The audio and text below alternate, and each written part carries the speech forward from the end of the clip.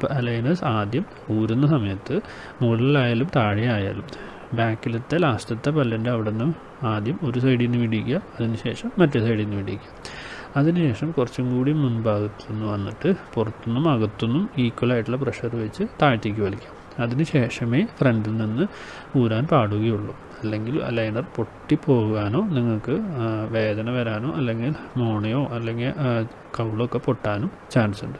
So aligners ഊരുമ്പോൾ പ്രത്യേകം ഇതേ technique follow ചെയ്ത് വേണം ഊരാൻ, അല്ലെങ്കിൽ പൊട്ടുകയോ വേന എടുക്കുകയോ വരാൻ ചാൻസ് ഉണ്ട്.